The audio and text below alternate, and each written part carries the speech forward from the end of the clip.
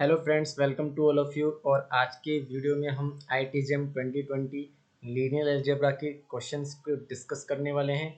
IITJEM 2020 में जितने भी लीनियर अलजेब्रा के क्वेश्चंस आए थे वो सारे इस वीडियो के अंदर कवर करने वाले हैं। तो एक एक करके हम सभी क्वेश्चंस को एनालिसिस करेंगे, सभी क्वेश्चंस को सॉल्व करेंगे और जो भी देखेंगे, जो भी डिफिकल्टी होंगी वो भी हम क्वेश्चन में डिस्कस करेंगे। ठीक है, तो अब से स्टार्ट करते हैं क्वेश्चन नंबर 8 से।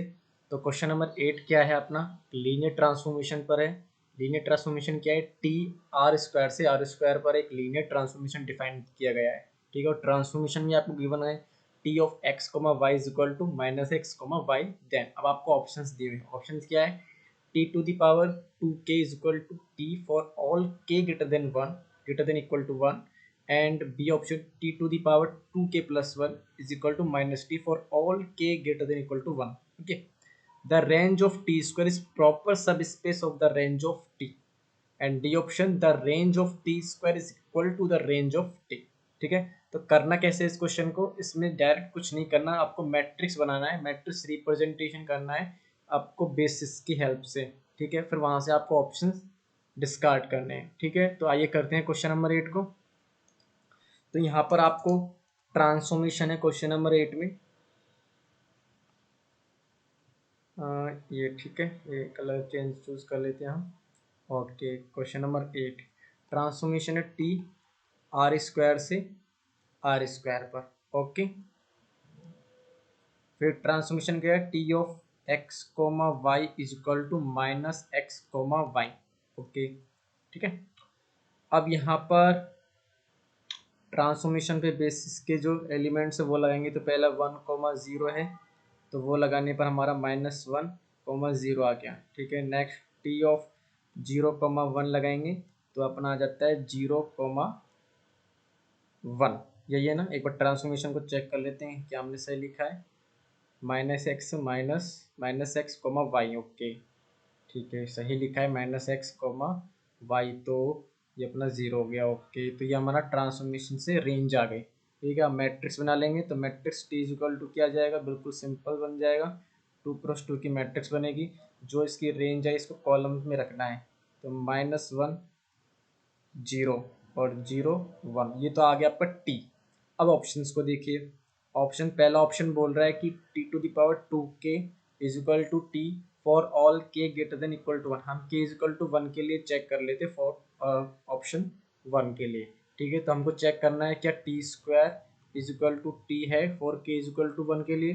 तो यहाँ पर हम टी स्क्वायर करते हैं, तो टी स्क्वायर करने के लिए जो हमने टी निकाला है टी स्क्वायर कर देंगे। T is equal to -1 0 0 1 -1 0 0 1। ठीक है, तो टी स्क्वायर क्या आएगा, टी स्क्वायर की वैल्यू क्या आएगी, -1 इंटू -1 0 इंटू 0, तो ये आपका 1 आ जाएगा। -1 इंटू 0 0 0 इंटू 1 0। ठीक है, 0 इंटू -1 0 एंड 1 इंटू 0 0, ऐड करने पर 0 इंटू 0 एंड 1 इंटू 1 ऐड करने पर 1 आएगा। तो आपका ये आइडेंटिटी मैट्रिक्स बन गया। तो टी स्क्वायर क्या आया आपका, आई आ गया। Okay, T square is equal to I, identity matrix बन गया। तो इसका मतलब ये नॉट इक्वल टू टी है, तो टी अपना आइडेंटिटी मैट्रिक्स है ही नहीं। ठीक है, इस वजह से जो ऑप्शन 1 है वो रॉन्ग है, option is wrong, 1 is wrong.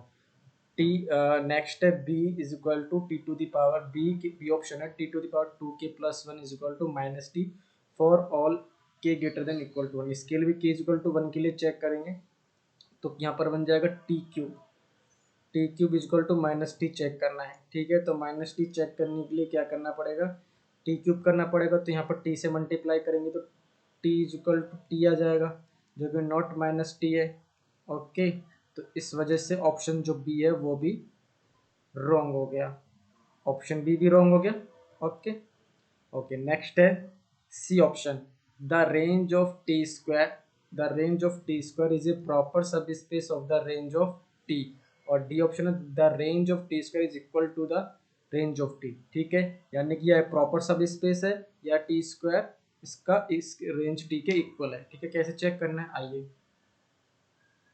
तो यहाँ पर देखिए आप, अगर हम टी की जो हमने रेंज निकाली है, टी जो हमारा ये टी तो हमारा ये टी स्क्वायर हमारा आइडेंटिटी मैट्रिक्स। ठीक है, जो टी मैट्रिक्स है, ओके, टी की अगर हम रैंक देखें तो टी की रैंक क्या आई है, 2 आई है, 2 आई है। और अगर टी स्क्वायर की रैंक देखें तो उसकी भी रैंक क्या है, क्योंकि आइडेंटिटी मैट्रिक्स है, उसकी भी रैंक आ गई है 2। ठीक है, इसकी भी रैंक 2 और इसकी भी रैंक 2। तो आप देखिए जो टी की रैंक 2 है, तो ये जो है टी वो किसके आइसोमॉर्फिक हो गया, आर स्क्वायर के आइसोमॉर्फिक हो जाएगा, आर स्क्वायर के आइसोमॉर्फिक मतलब आर टू के आइसोमॉर्फिक हो जाएगा। और जो जो टी की रैंक है 2 आई है, तो वो आर टू के आइसोमॉर्फिक हो गया। ठीक है, और टी स्क्वायर की रैंक भी क्या है, वो भी 2 है। ठीक है, वो भी 2 है, तो ये किसके आइसोमॉर्फिक है, ये भी आर टू का आइसोमॉर्फिक है। तो टी और टी स्क्वायर दोनों की रेंज क्या हो गई, इक्वल हो जाएगी। ठीक है, और प्रॉपर सब स्पेस बन ही नहीं सकती, बिकॉज टी की अगर टी की रैंक देखें वो 2 है, इसका मतलब जो रेंज स्पेस है उसके अंदर दो, उसकी कार्डिनलिटी 2 है। और टी स्क्वायर की रैंक कितनी है, 2 है, इसका मतलब उसके रेंज स्पेस की कार्डिनलिटी 2 है। ठीक है, तो टी स्क्वायर क्या टी का सब स्पेस बन पाएगा, प्रॉपर सब स्पेस नहीं बन पाएगा। दोनों की कार्डिनलिटी क्या है, दोनों सेम है। ठीक है, तो प्रॉपर सब स्पेस तो बनने का सवाल ही नहीं है। ठीक है, तो जो इस तरीके से ही हम इसको गलत कर सकते हैं। तो सी ऑप्शन क्या हो गया, रॉन्ग हो गया। बचा क्या, D option, the range of T square is equal to the range of T. तो ये हमारा राइट आंसर है। ठीक है, क्योंकि इसके क्योंकि इसकी ये भी क्योंकि आर टू की जो रेंज है वो आर टू के आइसोमॉर्फिक है, और टी की जो भी रेंज है वो भी आर टू के आइसोमॉर्फिक है। ठीक है, तो दोनों की रेंज इक्वल होगी। ओके, ठीक है, तो नेक्स्ट क्वेश्चन है हमारा क्वेश्चन नंबर 90। ये आपको अच्छे से समझ में आ गया होगा, बहुत सिंपल क्वेश्चन है। नेक्स्ट है question number 90। Okay okay, question number 90 को देखते हैं। क्वेश्चन नंबर 19 में क्या है कि आपको एक मैट्रिक्स दी हुई 6x6 की, और यहाँ पर इसकी एम की जो है आइगन वैल्यू भी दी गई है। एम की आइगन वैल्यू क्या है, 2 and -1, 2 eigenvalues of M. ठीक है, okay, and m to the power 5 is equal to A I plus B I B M, where A comma B belong to R, then A और B की value यहाँ हमसे पूछ रहा है। Okay, तो यहाँ पर हमको देख रखा है कि बी जो मैट्रिक्स है उसकी आइगन वैल्यूज 2 और -1 है। ठीक है, आइगन वैल्यू, तो आइगन वैल्यूज अगर 2 और -1 है, ओके, तो यहाँ पर हमको m5 निकालना है। ठीक है, हाँ, ओके, तो देखिए यहाँ पर अगर 2 इसकी आइगन वैल्यूज है, तो ये जो हमको मैट्रिक्स इक्वेशन दी गई है ये इसको सेटिस्फाई करेगा। ओके, ऐसे -1 है तो इसको ये भी सेटिस्फाई करेगा। तो यहाँ से हम दो इक्वेशन बना लेंगे और दोनों इक्वेशन को सॉल्व करेंगे। ठीक है, तो हम इस क्वेश्चन को करते हैं, क्वेश्चन नंबर 19 को। पहले जो इक्वेशन है उसको नोट कर लेते हैं, m to the power 5 is equal to A I plus B, B क्या दिया हुआ है, A I plus B M. ठीक है, अब m अपना कितना, 6x6 की मैट्रिक्स है, और उसकी दो आइगन वैल्यूज दे रखी है क्या, एक 2 एंड एक -1। तो 2 के लिए चेक कर लेते हैं। तो अगर हम 2 इसकी आइगन वैल्यूज है तो इसमें हम रखेंगे 2 to the power 5 is equal to, identity matrix की आइगन वैल्यूज 1 होती है, प्लस 2b। ठीक है, ये इक्वेशन 1 हो गई। ठीक है, अगर -1 रखेंगे तो -1 to the power 5 is equal to a minus का b, ये इक्वेशन 2 आ गई। ठीक है, इक्वेशन 1 से हमारा क्या बनेगा, 2 टू द पावर कितना होता है 5, 32। ठीक है, 2 और 2 4, 16, 32 होता है, 32 होता है, is equal to a plus 2b। ठीक है, और नेक्स्ट आ गया -1 is equal to a minus B. Okay, अब क्या कर लेते हैं, इक्वेशन इस फर्स्ट इक्वेशन इसको दे देते हैं फर्स्ट इक्वेशन और सेकंड इक्वेशन। ठीक है, इक्वेशन 1 है, ये आपकी इक्वेशन 2 है। इक्वेशन 1 एंड 2 में माइनस कर देते हैं तो ये आपका सब्सट्रैक्ट हो जाएगा, इसे 2b प्लस b, यानी कि इतना हो जाएगा 3b। ठीक है, माइनस किया तो ये 33 आ जाएगा। तो b इज इक्वल टू कितना आ गया, 11। b इज इक्वल टू 11 है तो a इज इक्वल टू कितना हो जाएगा, b -1, यानी कि a is equal to 10। a की वैल्यू 11 और b की वैल्यू कितनी, 10। ऑप्शंस को चेक करते हैं, A11 B10 कौन सा ऑप्शन दे रहा है? A11 ए की वैल्यू, सॉरी ए की वैल्यू कितनी है? बी की वैल्यू 11 और ए की वैल्यू 10 है ना।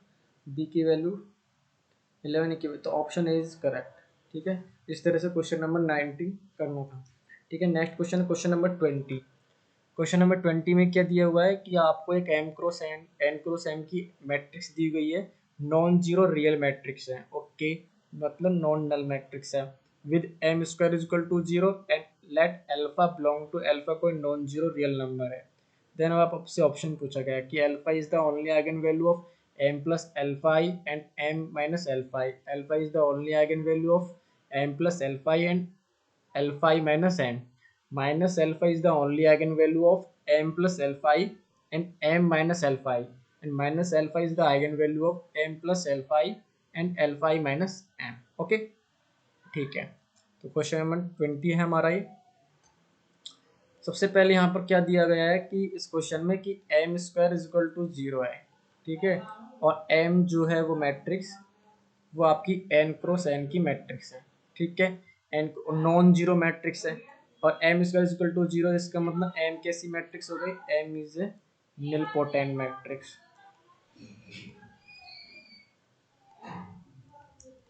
ठीक है, निलपोटेंट मैट्रिक्स। निलपोटेंट मैट्रिक्स है तो एम जो एम मैट्रिक्स है उसकी आइगन वैल्यूज क्या हो जाएगी? सारे जीरो हो जाएंगे। तो alpha one is equal to zero, alpha two भी is equal to zero, dot dot dot alpha N भी, सारी आइगन वैल्यूज की ऐसी होगी, जीरो होंगी। ठीक है, अब ऑप्शंस को करते हैं।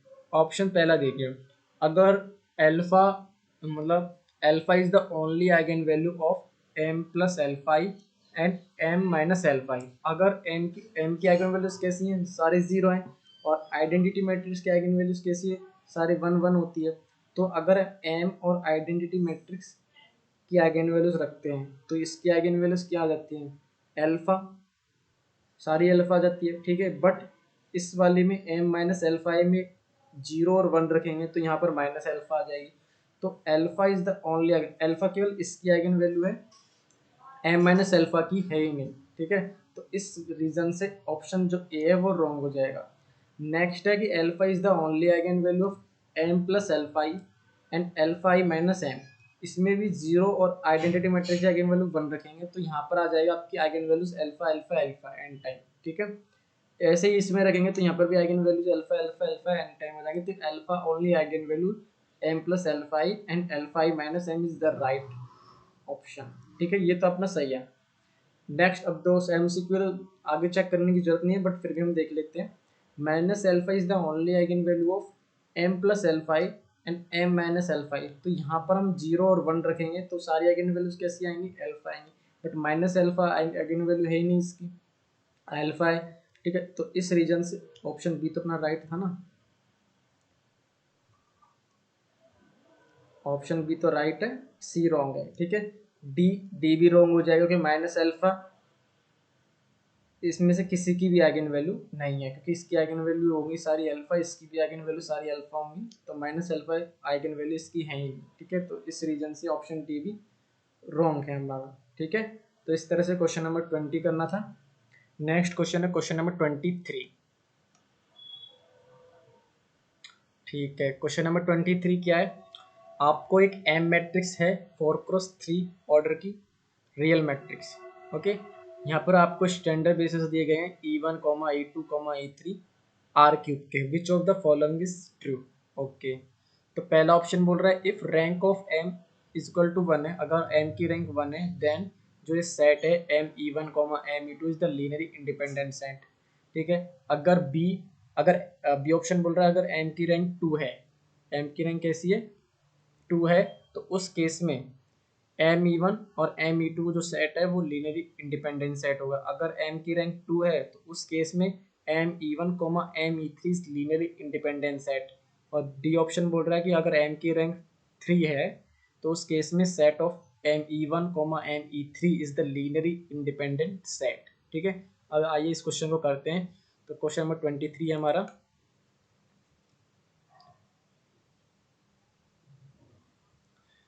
हमको बेसिस दिया गया, बेसिस में E1 है, E2 है एंड E3 है।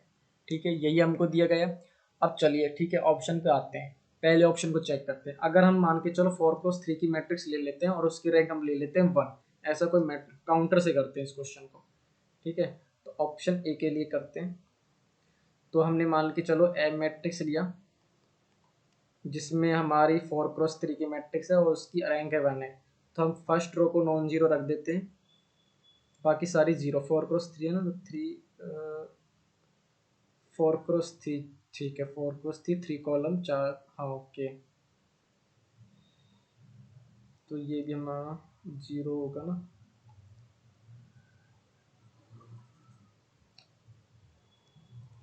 One, zero, zero, next zero, बाकी सारी 3 रोज को हम जीरो रख देते हैं। ओके, तो हमारी ये मान के चलो ये हमारी एम मैट्रिक्स है। ओके, और इसकी रैंक क्या है हमारी 1 है। ओके, अब देखिए इसकी रैंक 1 है, ये हम लेकर चल रहे हैं काउंटर एग्जाम्पल। और सेट जो पूछ रहा है, सेट में देखिए हमने एम ई वन लेकर चलते हैं। ओके, और M E2 लेकर चलते हैं। ठीक है, तो अगर मैं E2 की बात करूं, जैसे मैं E2 की बात करूं तो E2 कैसा बेसिस होगा, R3 में है तो 0, 1 and 0।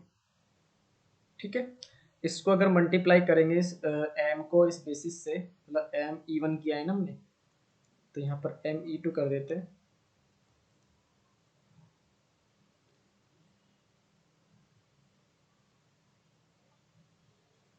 M E2,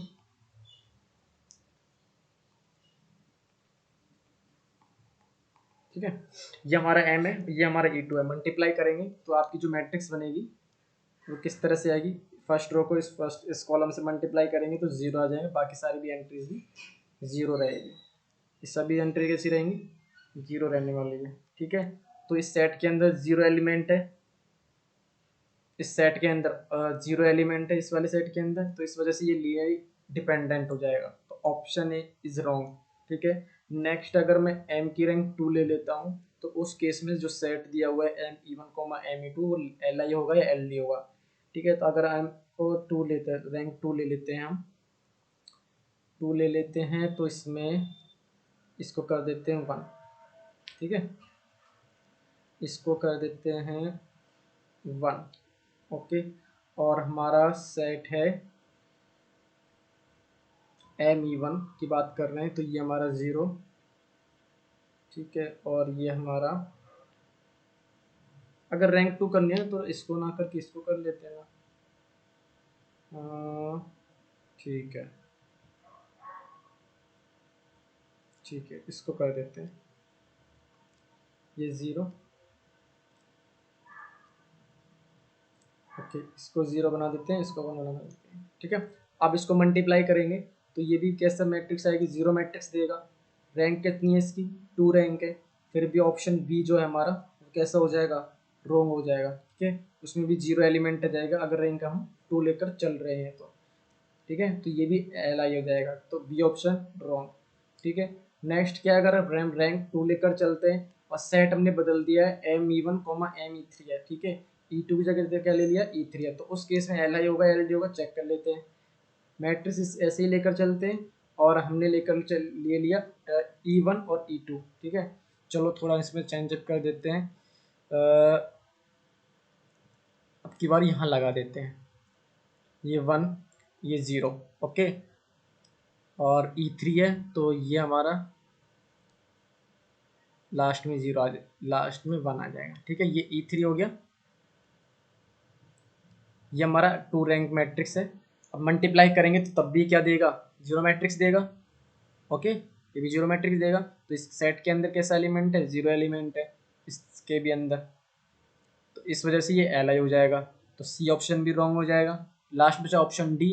option D को चेक भी कर सकते हो अगर आप एक इन जनरल ABCD में अगर मैट्रिक्स लेकर चलते हो। ठीक है, और लास्ट रो को आप 0 लेकर चलना, तो उस केस में भी जो ऑप्शन डी रहेगा वो आपका राइट आंसर रहेगा, वो LI सेट बनाएगा M E1, M E3 वाला। ठीक है, तो D option is the right answer. Okay, next question है 36। तो इस तरह से क्वेश्चन 23 को और एग्जाम्पल से करना था, डिस्कार्ड करना था। 36 पर आते हैं डायरेक्ट।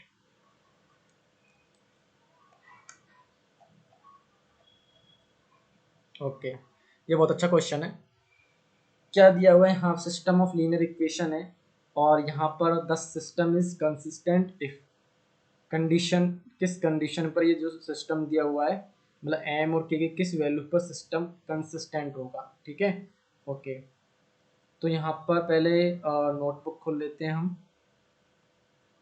क्वेश्चन नंबर 36 है हमारा। इक्वेशन क्या क्या दी है, पहले इक्वेशन को नोट कर लो। X plus Y plus 5z is equal to 3।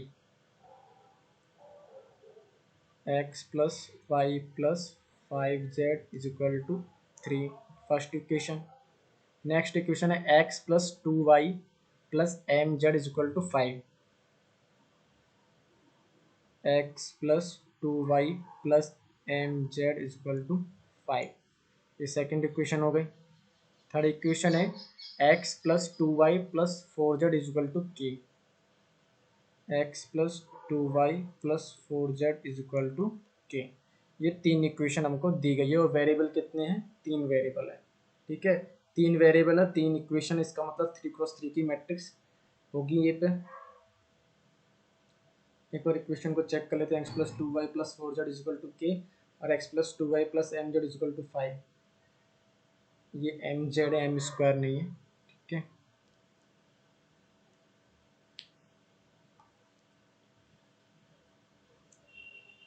अब यहाँ पर मैट्रिक्स फॉर्म में इसको लिखेंगे तो कैसे लिखना है, इसको मैट्रिक्स फॉर्म में लिखते हैं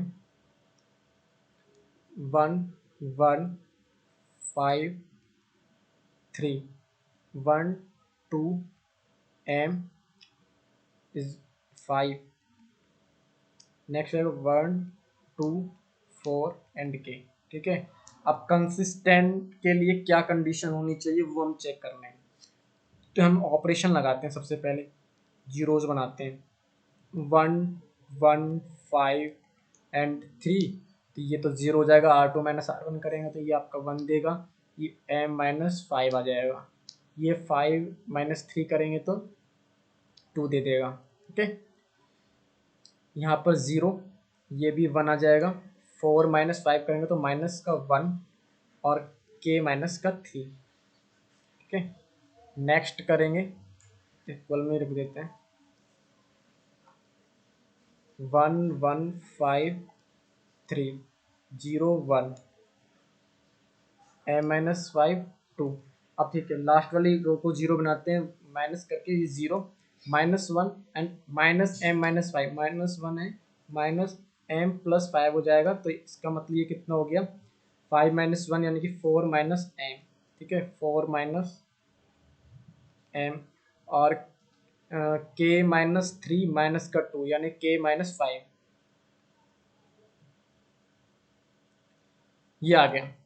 ठीक है, लास्ट वाली मैट्रिक्स देखिए। अब देखिए, अब ऑप्शन पे जाइए। ऑप्शन बोल रहा है कि पहला ऑप्शन बोल रहा है द सिस्टम इज, मतलब system is consistent if m not equal to 4। Okay, देखिए अगर पहला ऑप्शन चेक करना है, अगर मैं if m not equal to 4 लेकर चलते हैं तो उस केस में जो लास्ट वाली रो, जो ये मैट्रिक्स है ये वाली, इसकी लास्ट रो नॉन जीरो रहेगी। तो इस केस में मैट्रिक्स जो ए है, रैंक ऑफ ए है, उसकी रैंक कैसे आने वाली है, 3 रहने वाली है। जब इस मैट्रिक्स की रैंक 3 है तो ऑर्गेनल मैट्रिक्स की रैंक भी क्या होगी, 3 रहेगी, तो वो भी इक्वल होगी इसके। ठीक है, तो उस केस में क्या होगा, और ये नंबर ऑफ अननोन्स के इक्वल है। ठीक है, तो इस केस में कंसिस्टेंट देगा एम नॉट इक्वल टू 4 के केस में। अब के की वैल्यू भले ही यहाँ पर 0 हो जाए, मतलब 5 हो जाए, या नॉट इक्वल टू 5 हो जाए, मतलब यहाँ पर 0 हो भी जाए और ना भी हो, उससे कोई फर्क नहीं पड़ने वाला ऑर्गुमेंट मैट्रिक्स की रैंक में। क्योंकि बिकॉज रैंक मैट्रिक्स की रैंक यहाँ पर 3 आ गई है, तो इसके 0 होने और ना होने से कोई फर्क नहीं पड़ेगा रैंक पर, तो वो भी 3 आने वाली है। ठीक है, तो इस केस में अगर if M not equal to 4 लेकर चलते हैं तो ये कंसिस्टेंट देगा, तो ऑप्शन ए इज राइट। ठीक है, ऑप्शन ए इज राइट। अब है के नॉट इक्वल टू 5 के केस में देखते हैं। सेकंड, इफ के नॉट इज इक्वल टू 5। ठीक है, चलो अगर हम के नॉट इज इक्वल टू 5 लेकर चलते हैं तो ये तो नॉन जीरो रहेगा, ये नॉन जीरो रहेगा। इसका मतलब ऑर्गेनल मैट्रिक्स की रैंक, ऑर्गेनिक मैट्रिक्स की रैंक कैसे रहने वाली है, 3 रहने वाली है इस केस में, अगर एम के नॉट इक्वल टू 5 लेकर चलते हैं, ठीक है, तो ये 3 रहने वाली है, ठीक है। अगर अब देखो यहाँ पर एम पर तो कुछ दिया ही नहीं है, तो एम तो इंडिपेंडेंट वैल्यू हो सकती है, तो एम 4 भी हो सकता है और नॉट इक्वल टू 4 भी हो सकता है। तो अगर हम एम 4 लेकर चलते हैं तो उस केस में मैट्रिक्स की रैंक कैसी रह जाएगी, ए की रैंक कितनी रह जाएगी, 2 रह जाएगी, ठीक है, जो कि नॉट इक्वल टू है 3 और 2 के, ठीक है। तो उस केस में कैसा सोल्यूशन आएगा, नो सोल्यूशन आएगा। तो के नॉट इक्वल टू 5 लेने पर ऑर्गुमेंट मैट्रिक्स की रैंक तो 3 आ जाएगी, बट जो मैट्रिक्स है उसमें अगर एम की वैल्यू 4 रखते हैं तो एक मैट्रिक्स की रैंक कितनी आ जाएगी, 2 आ जाएगी, तो नो सोल्यूशन रहेगा। तो इस केस में ये कंसिस्टेंट नहीं दे सकता, मतलब मे बी कंसिस्टेंट, ठीक है, हो भी सकता है नहीं, तो ऑप्शन बी रॉन्ग। अब m इक्वल टू 4 के केस में देखते हैं, अगर m इक्वल टू 4 लेते हैं, इफ m इक्वल टू 4 लेकर चलते हैं तो मैट्रिक्स की रैंक कैसी हो जाएगी, 3 रहेगी, सॉरी 2 रहेगी, क्योंकि लास्ट वाली रो 0 बन गई, ओके। अब डिपेंड करता है ऑर्गेनिक मैट्रिक्स की रैंक, अगर k इक्वल टू 5 लेकर चलते हैं तब तो ये रैंक 2 के इक्वल हो जाएगी, बट अगर k की वैल्यू मैं नॉट इक्वल टू 5 लेकर चलता हूँ तो उस केस में ऑर्गेनिक मैट्रिक्स की रैंक कैसी रहेगी, 3 रहने वाली है, ठीक है। ऑर्गेनिक मैट्रिक्स की रैंक 3 रहने वाली है कब, अगर if k not equal to 5 लेकर चलते हैं उस केस में, ठीक है। तो उस केस में ऑर्गेनिक मैट्रिक्स की रैंक 3 रहेगी, तो वो कंसिस्टेंट नहीं देगा, वो इनकंसिस्टेंट सॉल्यूशन होगा, ठीक है। सिस्टम कैसा होगा, इनकंसिस्टेंट होगा। तो इस रीजन से ऑप्शन सी है वो रॉन्ग है हमारा, ठीक है, ऑप्शन सी रॉन्ग, ठीक है। लास्ट बचा ऑप्शन डी, इसको भी चेक कर लेते हैं के इक्वल टू 5 के लिए, अगर के इक्वल टू 5 लेकर चल रहे हैं, ठीक है, अगर के इक्वल टू 5 लेकर चल रहे हैं तो उस केस में ऑगमेंट मैट्रिक्स की रैंक कैसी रहेगी,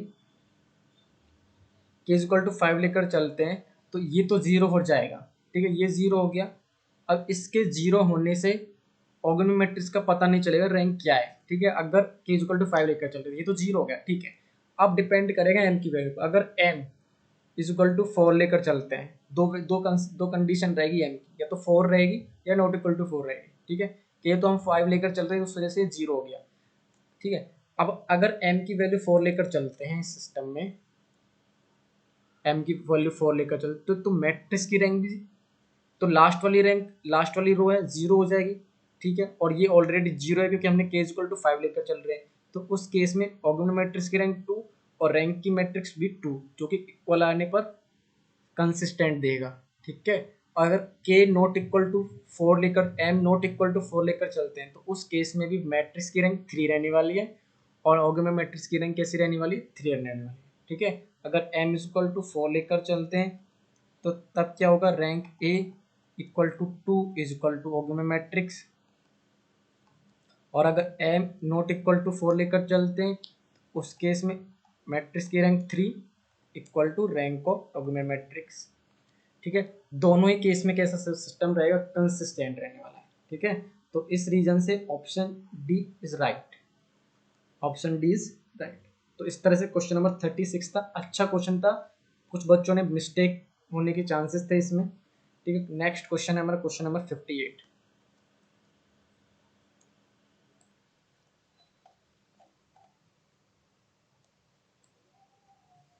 ये बहुत सिंपल क्वेश्चन है, ठीक है। क्या है, हमको एक एम मैट्रिक्स दी हुई है, कितने ऑर्डर की, 4x4 ऑर्डर की, और हमसे यहाँ पर डिटर्मिनेंट पूछा गया है। डिटर्मिनेंट किसका पूछा गया है, एम आई माइनस एम की होल पावर 3 का डिटर्मिनेंट यहाँ पूछा गया है, ठीक है। तो डिटर्मिनेंट यहाँ निकालना है, और यहाँ पर 4x4 कर दे रखी है, तो यहाँ ऐसा तो नहीं है कि हम इसका पूरे का डिटर्मिनेंट इस तरह से निकालेंगे जिस तरह से हम 11-12 में निकालते हैं, बट वो 3x3 की मैट्रिक्स के लिए हम आसानी रहती है, 4x4 के लिए आसानियाँ नहीं रहती, ठीक है। तो पहले हम क्या करने वाले हैं, 8i माइनस एम करेंगे, और जो मैट्रिक्स बनेगी 8i माइनस एम उसका डिटर्मिनेंट निकालेंगे, और डिटर्मिनेंट कैसे निकालना है उसको हम दो तरीके से निकालने वाले हैं, चलो चेक करते हैं, ठीक है। तो हमारा 58 है, 8i माइनस एम निकालने वाले हैं,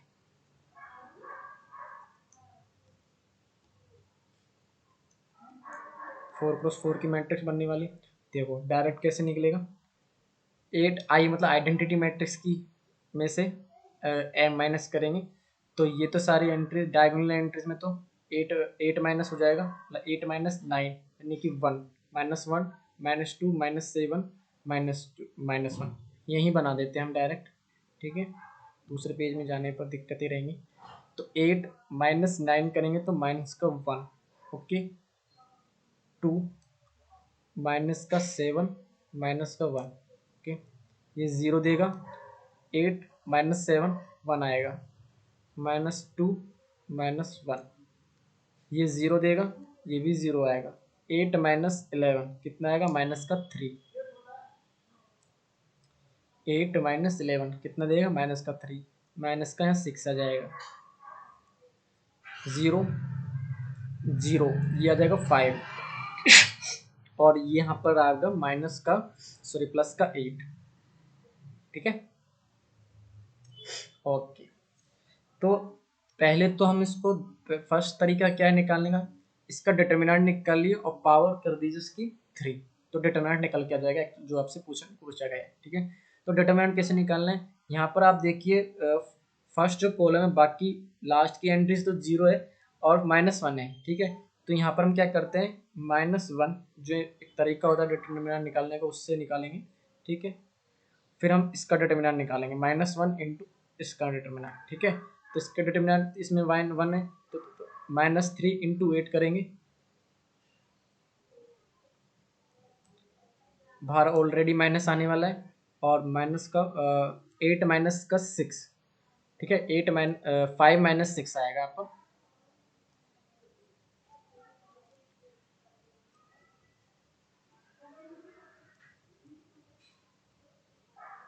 5 इंटू माइनस का 6। ठीक है, ओके, तो इसको आप कैलकुलेट करोगे तो -1 माइनस का 24 और ये आएगा 30। ठीक है, तो वैल्यू कितनी आ जाएगी, माइनस का ये आपको अंदर वाली वैल्यू आ जाएगी 6 और माइनस का 6। ठीक है, माइनस का 6 आ जाएगा डिटर्मिनेंट 8i माइनस m का। अब इसकी पावर 3 करोगे, पावर 3 है डिटर्मिनेंट के ऊपर, तो 3 करेंगे तो कितना देगा ये, माइनस का 1 -216 आएगी वैल्यू इसकी। ठीक है, इसका आंसर आ जाएगा -216। ओके ओके, एक तो ये तरीका है इसको करने का। दूसरा तरीका क्या है, दूसरा तरीका है कि इसमें आप देखिए, पहले इरेज कर देता हूँ।